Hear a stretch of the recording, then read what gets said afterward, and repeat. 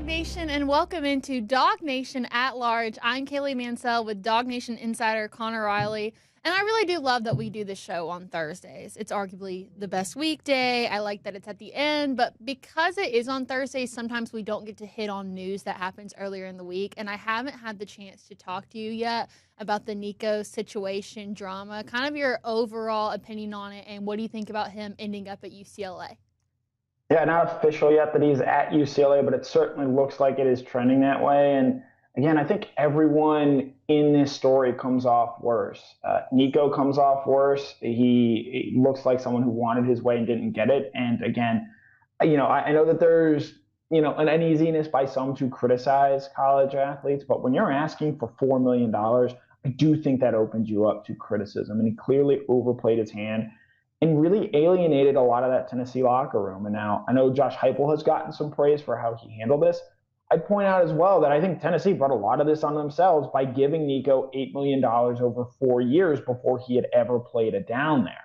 In a lot of ways, this is just what college football is nowadays. It's not surprising to me that Nico's maybe the first one to sort of go through this, because I think the most illuminating aspect of all of this, when we look back on this era of college football, Nico's kind of the poster child of it for better and for worse. He led his team to a college football playoff. He transfers out after not having his money demands met. Tennessee, I think, through the whole experience now finds themselves in a more difficult position. And really, no one from this story wins. There is no one that benefits from this story. And it's another reason why I think college football fans at large are sort of being turned off to the sport right now.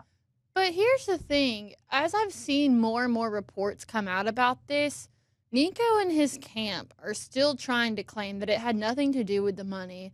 And the more I've seen of it, the more I think to myself, I'm just glad that him and his camp aren't committing some sort of crime, because none of their stories have been straight. You're hearing different reasons from different people that are closest to the situation. And my thing is if it is about the money, then just own it at this point. Right, and it's telling that, again, we haven't heard Nico come out and actively say anything on this. And I think that's a reflection of Nico. I know that there are a lot of people saying that, his camp is doing this to him, and he's got bad people in his circle. At the end of the day, and I know some of it is family related, but this is Nico's circle. And I think Nico needs to take a certain ownership of that. So, look, if Tennessee is worse off, Georgia undoubtedly, in my mind, benefits from this, given we don't know who's Tennessee's starting quarterback is going to be when Georgia goes to visit Knoxville in early September. But I just think if you're a Tennessee fan, you have to be so frustrated where you think this is going to be a guy who's going to be the centerpiece of our team, looks to build off a college football playoff appearance from a season ago. And now everyone is just sort of shrugging their shoulders. You can blame Nico, you can blame Tennessee, you can blame the NCAA for letting this happen. You can point all those fingers you want, but no one wins from this story. And I think that's the biggest thing. Even as this further and further unfolds, there are no winners here. Well, here's what we do know. In the future, when we talk about what the Tennessee game looks like, this Nico situation changes the entire topic of conversation that we're going to have here on DawgNation at Large. It's the show for the new breed of Georgia Bulldog fan. This is DawgNation at Large with DawgNation insiders Connor Riley and Kaylee Mansell. If there's one thing that Connor and I both mutually love, it is the tea and the goss, and this Nico situation and the drama that it's brought to college football has been fueling that need that I have for the tea. So it's been a very entertaining week on social media, but of course the focus of our show is Georgia football, so we'll do just that today. Here's what we've got going on today's episode of DawgNation at Large, starting with the winners and losers from G-Day. Then we'll go into our Dog Bites segment where we'll talk about a variety of topics. A lot of this week will be based on the spring portal as well as the upcoming NFL draft. Then we'll do our favorite tweets of the week, followed by our second ever DawgNation employee draft in honor of the draft starting next week. So we'll go ahead and start with the winners and losers from G-Day. We'll give 3 winners. That way we can start with one and end with one, and then we'll put 2 losers in the middle. I am so ecstatic to say that, at least for me, the first winner is the wide receiver group as a whole. Yes, there were some drops, but you can already tell that that position group has taken a major step forward. You look at guys like Colby Young, still so electric. London Humphreys with 2 touchdowns and 85 receiving yards. CJ Wiley had the one-handed catch. Dylan Bell looked to be in a good spot. Plus, you had 9 pass catchers who had a long reception of over 20 yards. Remember last year, Georgia struggled so much with explosive plays. And we didn't even get a really good glimpse of Noah Thomas and Zachariah Branch, but it's very clear that this group has already taken a major step up from last year's group. Yeah, we talk so much about the newcomers and what they bring to this room this offseason, but I think G-Day, the big reveal, was just how much improved the guys that are coming back were. You mentioned Dylan Bell, who was able to play all over the field. London Humphreys had 2 touchdown catches, and I think his versatility is going to be important for this offense. But Colby Young in year 2, again, we know what he is in the red zone, and that's going to be such a key piece for a Georgia team that just didn't score enough as it needed to a season ago. And then even your guy who you drafted, Sokovie White, a touchdown late, really impressing, getting the better of Ellis Robinson in coverage. I'm sure we're going to spend all offseason talking about the new guys, CJ Wiley, Talon Taylor, what did Noah Thomas and Zachariah Branch bring to this offense? But the most encouraging thing that I saw from this wide receiver group was the improvement made by the guys who were here a year ago and what that might mean for this passing offense moving forward. Yeah, the feeling for me is towards the end of last year, it felt like Georgia was running out of options at wide receiver. And this year, to know that they have so many options, not just from the guys that they retain, not just the guys that they bring in from the transfer portal, but we saw so many young guys get into the mix that I do think are going to have an opportunity this year to make an impact, like the CJ Wileys and the Talon Taylors.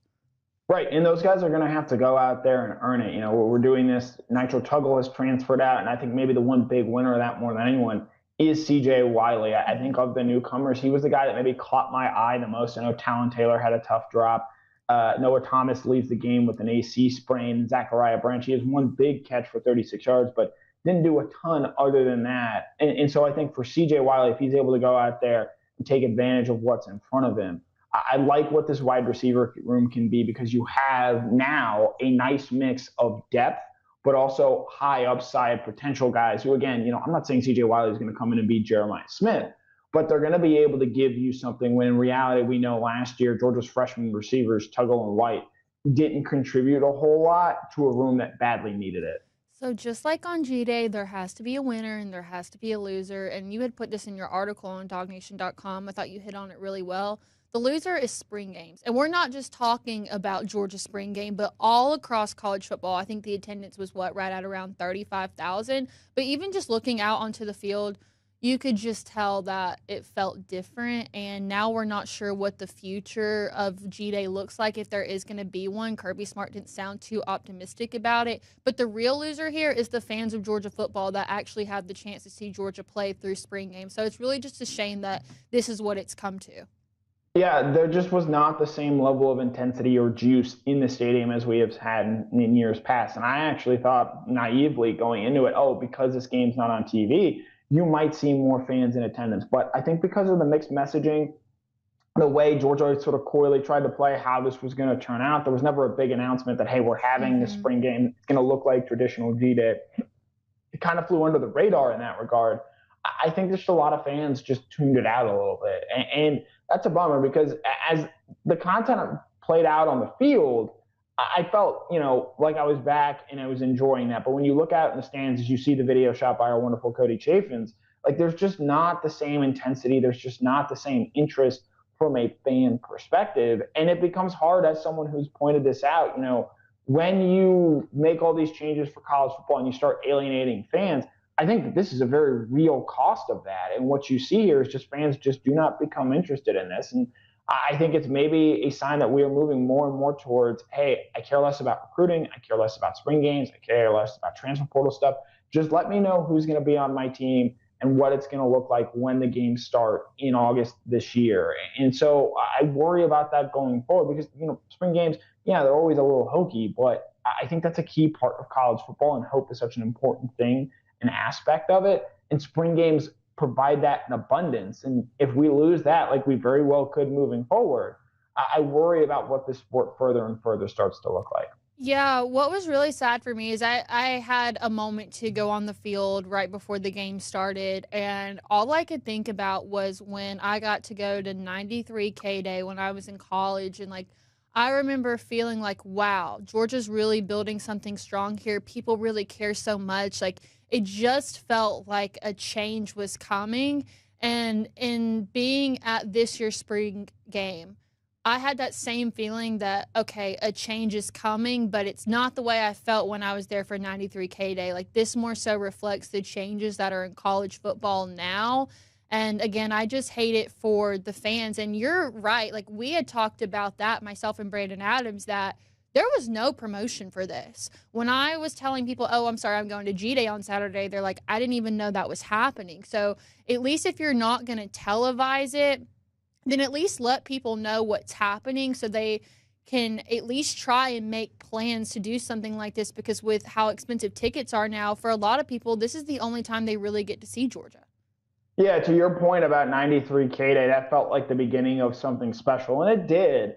But this felt very much like the end. Mm-hmm. And, it starts with a bang, goes out with a whimper. And you just wonder what the appetite's going to be going forward to have this every year, especially if there's just not the fan buy in that we thought was going to be there. And I don't put this on the fans, I put this on Georgia. I Yep. think in the way that they went about promoting this game and saying, hey, well, there's just no interest anymore. Why do we keep doing this? And I think the reason there's no interest is because Georgia themselves sort of like, hey, we can set this up to where we don't promote it, we make it hard to find, and there's just less general interest in the way that spring games are played.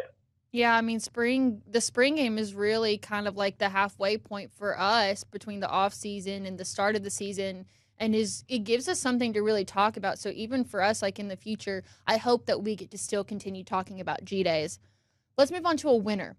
I think that you could almost put the linebacker room as a winner, but out of all the linebackers that we got the chance to see on Saturday, Justin Williams is by far the one that stood out. Of course, the former 5-star, he was the tackle leader on the day, had 3 tackles for loss and 1 pass breakup. Kirby Smart spent so much time this spring talking about the fire, the passion, and the energy. And even in his post G Day conference, he was like, I don't really know what to compare it to, but you could tell that he was still looking for it. But one guy that's that bonfire that Kirby's been wanting, I think that player is Justin Williams. Justin Williams was all over the field on Saturday, led the entire team in tackles with 9, had 3 tackles for loss, nearly had a sack. He was doing it all for Georgia. And I think the most encouraging thing when it comes to him is it's not unrealistic that he's Georgia's 4th best linebacker this year. He undoubtedly had a great game, but you look at what's ahead of him.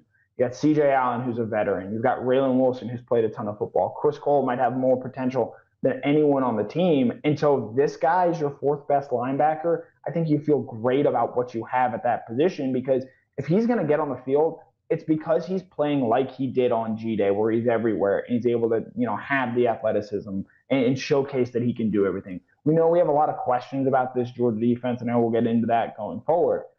But Georgia absolutely has answers at the linebacker position. And if Justin Williams is Georgia's 4th best linebacker this year, I think that speaks to just how strong and potentially what the ceiling might be for this defense. And two, it gives you a lot of security in not just what you have for this upcoming season, but also the following one, because you're going to get another season with both Justin Williams and Chris Cole. So it's not even just like a short-term fix, but also you're going to feel really great about what you've got next year as well. So next loser, I had put injuries here, and it's not even just G Day, but I mean across the entire spring, a lot of guys didn't even really start to begin with.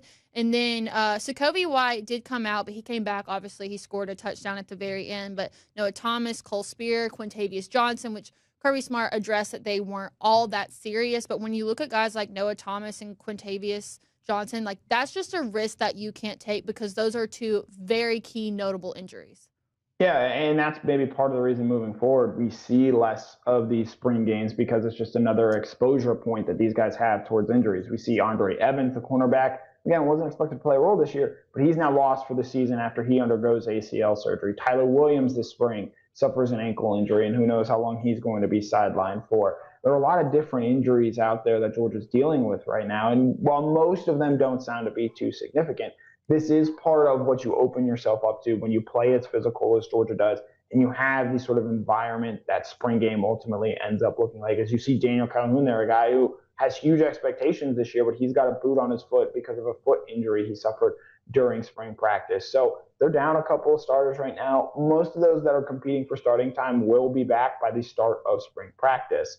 But again, you feel a lot better if you have Daniel Calhoun out there. You have Gabe Harris, Kristen Miller, Dalen Everett. Some of these are cleanup surgeries, but some of these are also ones suffered during spring practice. And those are the kinds that give you pause of this happening again moving forward. So we always like to end on a positive note here on DawgNation at Large. Last winter, and it was something that I wish more Georgia fans could have seen to understand why Dominick Kelly's name keeps coming up, because over the last month, we've spent so much time talking about the big names, the Elijah Griffins, the Elias Williams, Talon Taylor, Ethan Barbour. Someone that never even came into conversation was Dominick Kelly. Now, I feel like part of that is because he did reclassify from 2026 to 2025. He was a late add for the class. Georgia's already pretty stacked in the cornerback room, so maybe that's why he just slid under the radar. But one interception that he ran back for 31 yards and one pass breakup. And I'm not saying this is somebody that's going to come in this year and just be able to make an immediate impact, because there are guys competing for that position. But like we talked about with the linebacker room, it makes you feel a lot better about what Georgia's got moving forward too. Right. If we were doing a draft of freshmen we were excited to see on G-Day, we probably would have gotten 17 or 18 guys in before we picked Dominick Kelly. And again, I think as you lay out, in part it's because of the way that his recruitment played out. But he really opened a lot of eyes with how he played. Now, I know Kirby Smart wants to downplay the interception because that was more Puglisi and I believe Jeremy Bell not being on the same page on a route. But the way that Kelly played is so encouraging. And this is the kind of thing you like to see from G-Day because, again, Dominick Kelly's not going to start for Georgia this year. They were really good at the cornerback position with the depth that they have there between Dalen Everett, Ellis Robinson, Daniel Harris, and DeMello Jones. But this is going to be Dalen Everett's last season. And with the transfer portal being what it is, who knows how many of these guys are here year over year. But for Dominick Kelly to come in and do that and play that well right away, I think that's a really encouraging sign, especially for Dante Williams, a guy who, even from me myself, has caught a lot of criticism for how he has been and how he has developed right away at the University of Georgia in terms of a cornerbacks coach and what they've been able to get out of that room. But if Dominick Kelly continues to progress, that's a huge win for Dante Williams because they don't land a player like Kelly if not for Dante Williams. And so Dante Williams comes out a winner from this. Dominick Kelly is a guy who, again, right now, we'll see what he looks like this season, but a year from now, when, who knows what the cornerback position looks like, we can all look back and point to the spring game performances. Oh, Dominick Kelly is someone who absolutely turned some heads and can very clearly play at a high level like he did on Georgia's spring game. There is something I might need your assistance with, too, because I really tried to put my woman FBI skills to use here, but I couldn't come across the answer that I was looking for. Do we think that Dominick Kelly is Georgia's 17-year-old this year?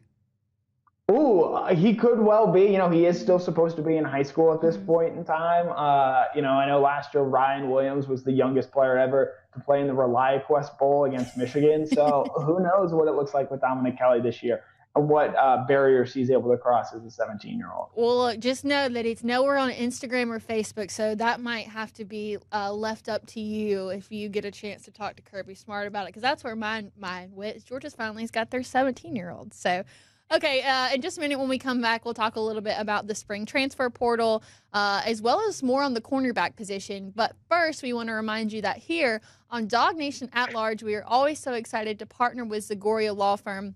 And what we love about Zagoria Law Firm is that they are the only law firm in the state that specializes in representing people bitten by dogs, as well as those who have been knocked down by dogs. That's right, dog fans. They are the official dog bite injury lawyers of the Georgia Bulldogs. So if you or a loved one has been hurt by someone else's dog, give them a call at 833-GA-DOG-BITE. That's DOGBITE, or visit ZagoriaLaw.com. With that, let's do dog bites.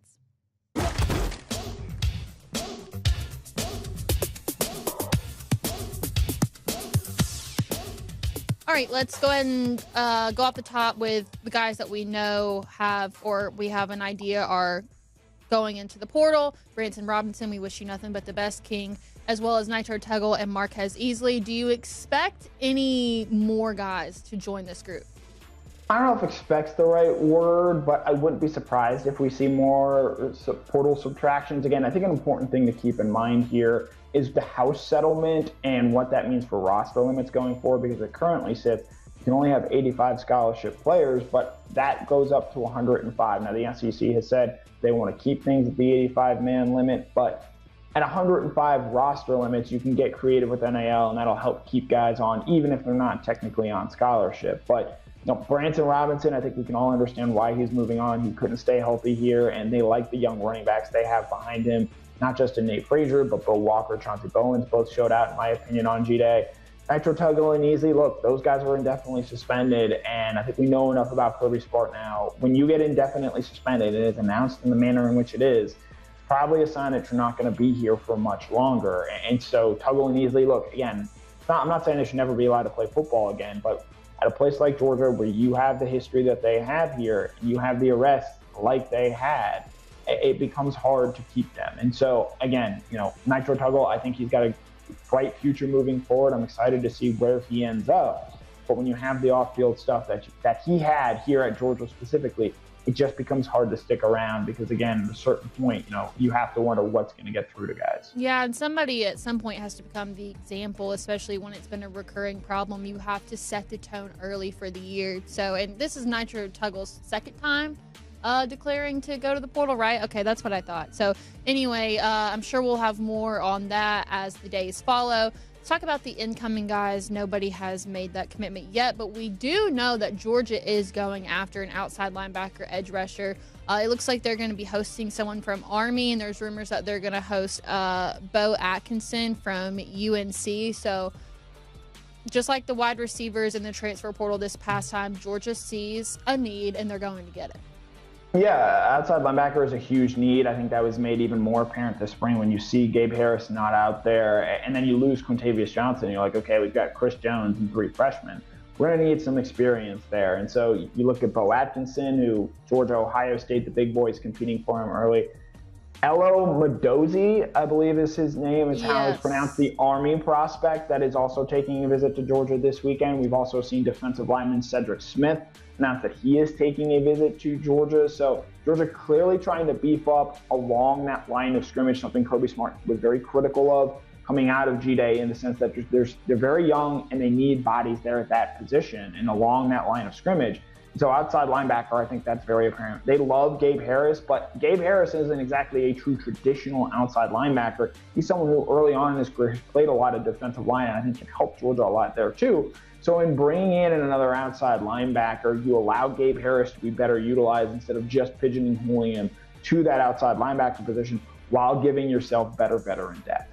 So before we get to this next topic, I want to give Connor his flowers, because next week while we're all on the cruise, somebody has to hold the fort down and do draft coverage. Connor being that person. A lot of draft content from him, as well as Mike Griffith next week, so be on the lookout for that on our DawgNation YouTube page. You can go ahead and subscribe to get the notifications for that. We started talking about the draft right around NFL Combine time, but it feels like so much time has passed since then. Have you had any draft opinions change since we started talking about it in those days, on like maybe players going to go earlier or later than you initially assumed? Yeah, I think Michael Williams may be slipping a little bit in terms of where he might go in the NFL draft. I still think he's going to be a first-round pick, but this was a guy we thought, prior to the Combine, if he goes out and tests really well and does really well, he can lock himself in as certainly a top half of the first-round pick. Now seems pretty secure that he's going to be a guy that goes in the later half of that first round, maybe falling all the way to, pick 28 with the Detroit Lions. Has become a popular slot for Mike Howell. Malachi Starks, I don't know if he's going to be the first safety off the board, but I think that was sort of apparent coming out of the NFL Combine, where South Carolina's safety, who last name I can't try and pronounce, had a really stellar showing athletically speaking. And then I'll touch on the last first-round guy, Jalen Walker. I'm not going to go New York Jets, please don't draft Jalen Walker. I'm not going to quite go that far. But I am so rock solid in my belief that this guy is going to go into an NFL team and be a culture changer in a way Brock did last year for the Las Vegas Raiders. I think Jalen Walker is going to be a guy who, wherever he ends up going, he is going to make his next team better, just as he did at the University of Georgia. I know there are concerns about what position he plays and what he does, about his measurements. I, as someone who's gotten a chance to cover him over the last 3 years at the University of Georgia, do not care about that one bit. He was the best defensive player this year for a Georgia team that had multiple NFL prospects, and it showed up every single week. This is going to be a guy, whether you're the Jacksonville Jaguars picking at 5, the New England Patriots picking at 4, even the Carolina Panthers, where Walker is from, and that has become a very popular slot for Walker. I think they would love to have Jalen Walker in their building and will absolutely make wherever he goes next a better place.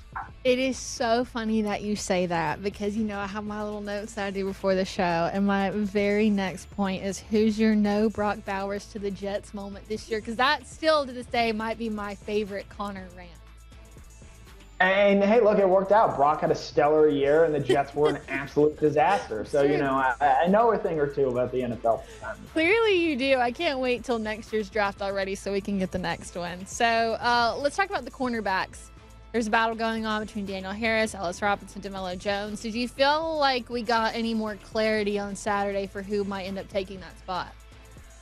I feel really good about Daniel Harris and what we saw out of him. And he's a guy who, for a number of reasons, doesn't get the same buzz that Ellis or DeMello get because of what Ellis and DeMello were as recruits and their backgrounds there. And again, we saw Daniel Harris at the end of last season make some starts. Didn't exactly shine. And again, one of the consistent points of issue with Harris last year was his tackling. And G-Day doesn't exactly, you know, let us see that in the best way. But I was so impressed with how he played in coverage. Had a very good pass breakup early on against Noah Thomas, and then just sort of perfectly boxed out Colby Young in the end zone to come away with an interception.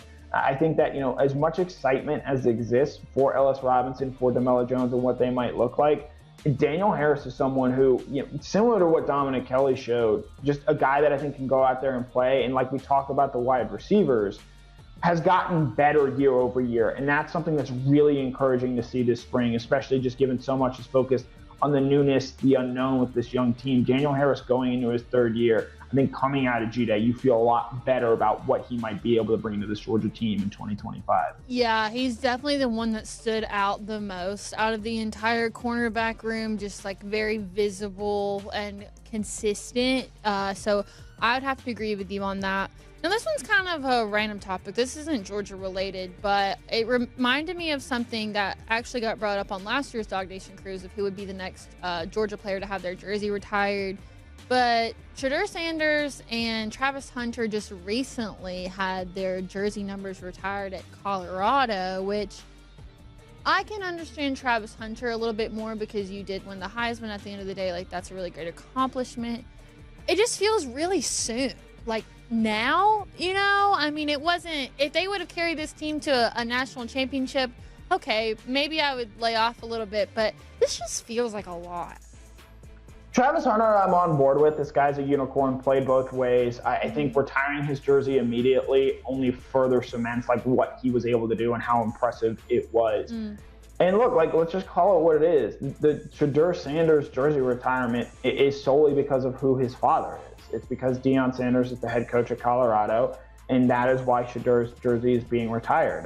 Cordell Stewart, who accomplished far more in his time at Colorado than Shedeur did, does not have his jersey number retired yet by that university. So, you know, Travis Hunter, I'm A-okay with. Shedeur Sanders, we pretty clearly see what this is and know what it is. So let's not be afraid to call it out. And just, you know, again, it's what Colorado's electing to do. They're going to have to live with it. We know why Shedeur Sanders' jersey got retired, and it wasn't totally because of what he did on the field in his time in Colorado. If I'm going to be completely honest with you, when I initially saw this, like, because you know how sometimes you'll get posts on your social media feed that'll be backdated a couple weeks? When I saw it, I was like, oh, this is probably something from April Fool's a couple weeks ago. Like, I was genuinely that shocked. Not so much about Travis Hunter, but Shedeur Sanders. But, I mean, obviously, you make a good point. The last name definitely has a lot to do with it. But I just thought that was just way too soon to happen. At least give it some time to see if anybody else can get even close. All right. That's going to be Dog Bites for the day. It has been a very long time since our good friend Cody Chafin's got to join us. And he won't be on camera today. He'll be the voice of God. But let's go ahead and get to Meme Machine so we can bring in our friend Cody. Who's that coming down the track? Who's that coming down the track? It's a Meme Machine and Red Black. It's a Meme Machine and Red Black. No, no!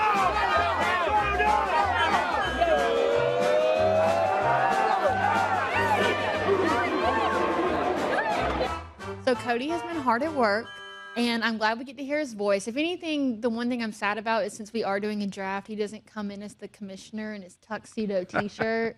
That's the only part we're really missing today. It's maybe I'll save it for the DawgNation cruise next week. They have a formal night, right? They go tuxedo They do T-shirt. have a I formal want to be night. formal, but I like to party. Yeah. Okay. Keep it a little Tate Ratledge party in the front. I like or party that. in the back, rather. All right, Connor, you're going to kick us off today.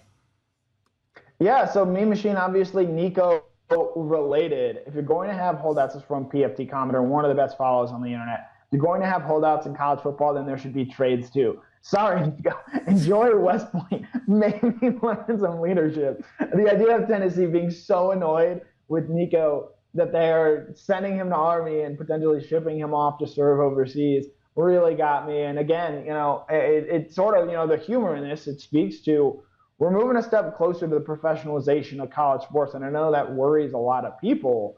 Look, I don't want to see trades in college football because, again, as an 18 to 21-year-old, that is a hard enough time. But imagine just one day, you're in class at Athens and you get a text from your whoever is in your circle. Hey, actually, you got to go to Minnesota. You've just been traded. I would kill to see Nico have to do like one season at Army and they just tape the whole thing. General Nealon to General Nico. All right, my meme this week. News came down early this morning. So this one says, I can't believe he didn't cry during Titanic. Do men even have feelings? And then the news of Lee Corso retiring from College Game Day, and the guy is breaking up. So, that news came down this morning. And I think all of us have an appreciation for what Lee Corso has done and what he did for the game. Like, the guy's got catchphrases. The headgear is so iconic. And you look back to, and I talked about it on DawgNation Daily with Brandon this morning, you look back to those old days of College Game Day and what college football nationwide was considered. It's at a different point, and part of that is what Lee Corso brought to it. He's like the Dolly Parton to the sports world. Like the equivalent of what Dolly Parton is, universally loved and respected. That's what Lee Corso is to sports. Yeah, and I'd point out, I think College Game Day, when Lee Corso suffered a stroke and is not involved or is on as much as he has been in recent years, and Game Day, when Lee Corso sort of lost his fastball, understandably so to speak, that's when that show, I think, started to change a bit for the worse. And so I'm very interested to sort of see what the celebration of Lee Corso looks like. Where they ultimately go week one, I believe that they should go to Ohio State because, one, Ohio State, Texas, it is clearly the biggest game to start the season. Even if ESPN, I don't believe, has rights to that game. But also, Lee Corso put his first mascot helmet on in Columbus. I think that'd be a very great place to just go full circle and to send him off after an incredible career for all that he did to help better make college football what it is. No, I think you're right. We do love when a story comes full circle. All right, Kaylee, what you got? Okay, last thing on Masters, and this is it, because I couldn't stop laughing at it. And this was obviously before Sunday happened when it was Rory and Bryson DeChambeau. So it comes from Tweeth Mitchell, and it says 1 year from now, if Rory doesn't take care of business tomorrow, and it's the Masters Champions dinner menu, and it says appetizer, pre-workout protein shake, first course 60 bicep curls, main course bacon strips, personally fried shirtless by the host, dessert YouTube video marathon served in honor of Mr. Bryson DeChambeau. This 60 bicep curls at the first course almost took me out. I had to show everybody in the room what I had just found. So that was my favorite, because there's been so many menus put out this year. This was by far the best one. Yeah, I'll be interested to see what Rory's ultimately looks like, because Northern Ireland is not exactly known for its culinary expertise. So I'll be very interested to see what Mr. McIlroy, after winning an epic Masters this past weekend, elects to do this time next year. But what's crazy, too, is, I feel like Rory has already known. He's had this in his mind, what he's going to do. So he probably already knows exactly what he's serving next year because he's thought about it so much. I would just love to see the old guys doing pre-workout protein shakes. So Jack Nicklaus having to gulp down, what did it say? Almond milk, protein powder, and banana. The YouTube video marathon at the end, too. Yeah. All right, so that's going to be Meme Machine. So this time last year, we got to do our DawgNation employee draft. We've got 6 categories today where Connor and I will go back and forth. We'll each take an employee. Once that employee has been chosen for that specific topic, the other person can't pick them. So we'll go ahead and start. I like this one. I'll let you go first. This is most likely to win the lottery but lose the ticket. I'm going to draft you here, Kaylee Mansell. Most likely just get lucky, and then you just get busy. You're doing so much. You put the ticket down, it blows away. You can't find it. So I'm going to draft Kaylee, most likely to win the lottery and then lose the ticket. Here's the thing. I'm not great at keeping up with stuff. Like, my friends and my family will be the ones to tell you that I've never been the most organized person. However, I do participate in the lottery when it gets to be over like a certain amount, and I keep those tickets close to me because if there's one thing I don't play around about, it's my money. So with anything else in life, yes, probably have lost it twice already. But when it comes to the lottery, I'm not messing around with my money. But I see the logic. I'm going to have to go with Brandon because I see this man lose things all the time, or just like leave random things, or sometimes he'll come to work and he like won't have his book bag or something. I feel like Brandon's life is just organized chaos. So Brandon would definitely be my pick to win the lottery but lose the ticket. Cody, do you have any input on this? No, I can definitely see Brandon being that. I mean, there's so many times DawgNation Daily, he's like, oh, guys, I forgot my laptop today. And it's like, your laptop? Yeah. God bless PA. Do you want me to announce the next category? Sure, that's fine. Here we do go. that. The most likely DawgNation employee to have their own reality show. I had Jeff. I mean, always on the road. I feel like Jeff's life is just constantly interesting, and he's so optimistic on things. He would definitely be the reality star out of this group. Once again, I'm going to go Kaylee here. I think that she understands the nature of what is needed in a reality show to keep it interesting, go sort of the Bravo route. And so I think Kaylee would have a very interesting reality. She's involved in all the shows. She's got her hands in everything. And I think that's why she'd have the most interesting reality show. Yeah, okay, I see that. I do watch a lot of reality television, but I have to say, like, I live a pretty routine life. Like, I would say it's pretty boring all around. However, I do have a quarterly crash out every year. So that would be great reality television, but the crash out only happens 4 times a year. You know, it's just a little bit over the top. So that would be great TV, but the rest of my life, like, it's probably not as fun as people think. Like, I just do what I do, you know? So I think Jeff dresses like a housewife. So I think he's got the fashion sense, like the little bit of, like, it's going to take something. He looks like he would be on a reality show. Kaylee, like you said, I agree, Connor. She's kind of got her hands in everything, and she can ask provocative questions of other people. Not necessarily that she is drama, but she can stir the pot a little bit, which is always needed in reality television. Okay, you know what? That I could do. I definitely know how to stir it a little bit. Okay, so that's fine. All right, this one on the DawgNation employee draft. Who could listen to one other coworker's playlist for an entire week? If you had to listen to one other coworker's playlist, who would that be? You're the This is so Spotify easy. king. It's so easily Kaylee in that she's the only other person I know listens to Taylor Swift on the DawgNation staff. So I'm just going to take that there and know that I at least have that comfort. I am 3 for 3 on Connor's picks today. I don't know what's going on here. He might have a favor to ask of me after this show's over or something. I also picked Connor. I mean, duh. But I did hear from Connor that maybe Mike was listening to some Sabrina Carpenter the other day. So, you know, if Connor was off the board, I was going to take Mike. But I'll tell you who's I wouldn't. Like, it would be the last person on this team is Brandon. All he listens to is Cody Johnson. So that one was easy to roll out because I can't listen to that all the time. Okay. Yeah, I think Jeff Santel is a good one. He goes like old school rap, but I think you guys picking each other makes sense. You guys are HOTTOGO at the. There you go. Yeah. All right, next one. Most likely to survive a zombie apocalypse. Who you taking on this one? The only person who's been in the military, I'm taking Mike. Oh, I like that. Yeah. You know, I'm going to take Kaylee again here. I think she's figured things out. I think that she is going to find a way to survive again. She can do a lot of different things. And the ability to be flexible, I think, is key in a zombie apocalypse. You got to be able to move. She's a good athlete. I think that that's very important when it comes to surviving a zombie apocalypse. I am so flattered, but you're so wrong. I'm definitely the first one to die in the apocalypse. Like, I'm not good with weapons. Like, I want to be Katniss Everdeen, but I'm just not. Honestly, I would probably just be like, just go ahead and take me out of my misery now. I'm really flattered. I truly am. And there are no right or wrong answers, but that is wrong. Kaylee, who'd you take? I took Mike. Yeah, I took Mike. I think Connor's done some hiking in the wilderness, right? At Grand Canyon. He would be able to survive outdoors for long periods of time. He is our track star, too. Yeah, there you go. Okay. All right. So I kind of have a guess who Connor's going to go with here, but we'll just wait and see. Most likely to get lost driving in their own neighborhood. I'm going to take Kaylee here.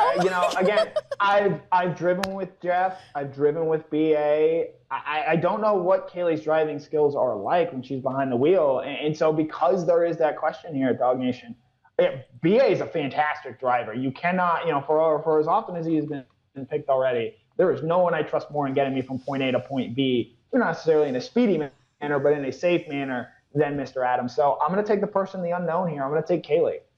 I would like to think I'm a pretty decent driver. At least I feel like I do have some sense of direction.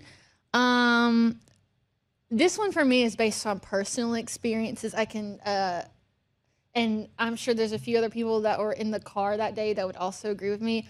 I'm going to take Mike Griffith based on our Orange Bowl experience from 2 years ago when Mike took us to the wrong college that Georgia was practicing at and then took a free lane on the side. We never made it to practice. We had 15 minutes of practice availability. We didn't even get close to making it. It was truly if it wasn't so funny in the moment, I would have just been like, oh my gosh, we're going to get in so much trouble. We didn't make it. But it was almost comical how bad it was.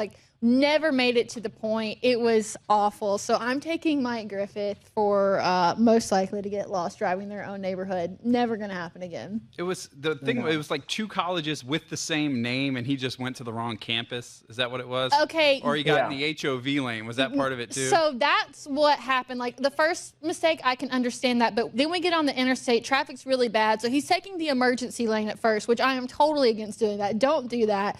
And then after that, he's like, oh, well, we're going to be late because there's bad traffic, so why don't we just – it wasn't the HOV lane. It was their equivalent of the Peach Pass.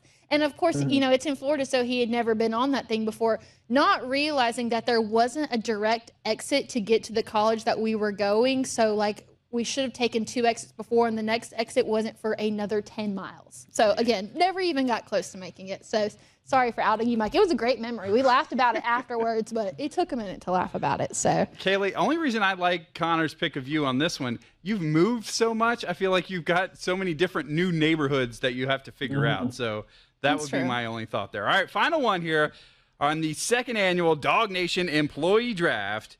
If you had to trade lives with one coworker for a day, who would that be?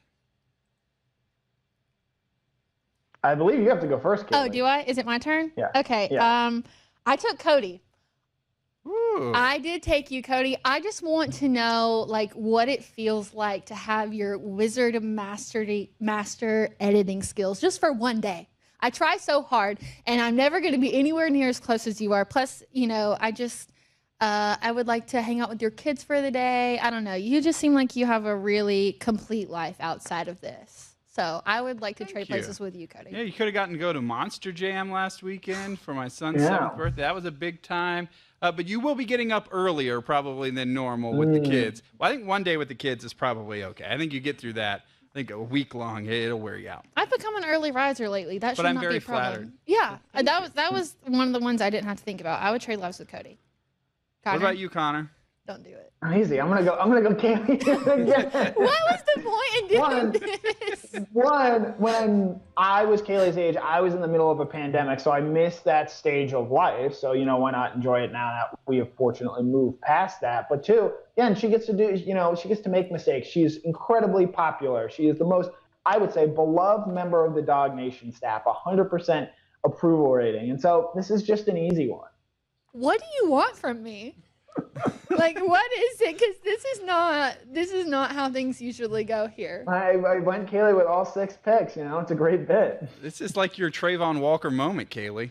This is the biggest draft night for you ever. I feel like I should be thrilled, but I'm a little bit scared. Like, I don't know what's gonna happen. So, I mean, I guess I should just kind of soak it in while it's happening. But I just feel like there's about to be a bomb dropped on me the second we stop doing this, and I don't know what it is. I'm very suspicious of this situation. So I guess you've just been killed with kindness. I don't know. Yeah, I feel it. We're Thanks. Time. I don't know.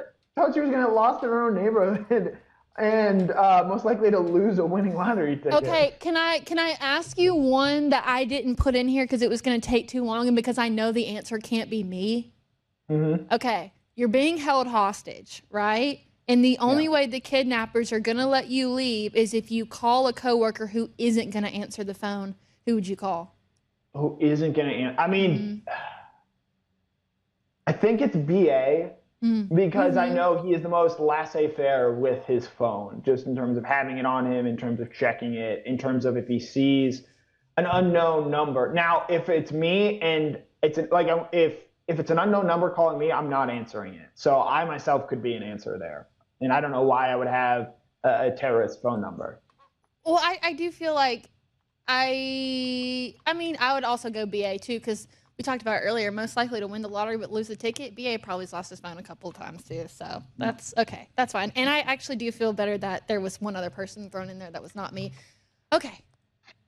All right, take us home, folks. We didn't even really have to add the points. I think we can just assume that I did not win the G-Day draft, that Connor did. Colby Young was a great pick, and Janelle Aguero had more tackles than KJ Bolden. So I'm 0 for 2. They say third time's the charm, so there's always next year, even if there is one. However, if you would have given me the option, do I win the G-Day draft or does Rory win the Masters? I would have taken Rory to win the Masters. So small wins in this case, but congratulations to you for having a better strategy than me. Kaylee did predict that Rory McIlroy would win the Masters, which is far from a sure thing, and especially in times on Sunday when he tried to give it away. So kudos to Kaylee there. But, hey, look, I've seen my fair share of G-Days, and you just, there are always going to be some guys that you just got to go off the board with and take. Now, Cash Jones, a little disappointed once again, because I believe he was drafted last year, and he did not play in the game. And then this year, they come out and say after the fact, we didn't want to give Cash a lot of run just because he's so experienced. And I'm like, well, I thought this was going to be a place where he would shine. And in fact, G-Day is very much an anti-Cash Jones day. Yeah, I was surprised about that too, just because that's you can just tell that's one of Kirby's boys that he really likes. Yeah. So I was very surprised by that as well. But it didn't even matter. It wasn't even really that close. So congratulations to you on your second annual G-Day draft win. It's a really good thing that we don't have anything on the line except for bragging rights. So I'll accept defeat this time.